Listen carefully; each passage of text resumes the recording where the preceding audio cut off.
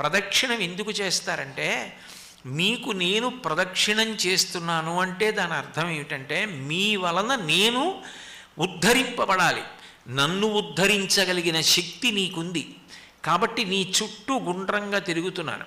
ఈ తిరిగేటప్పుడు నా భావజాలమంతా నీ ఎందుంచుతున్నాను. తేలిక మార్గం నామస్మరణ చేస్తూ, నామము చెప్తూ, అంతటా పరదేవతనే దర్శనం చేస్తూ ఆ కొండ చుట్టూ తిరుగుతారు.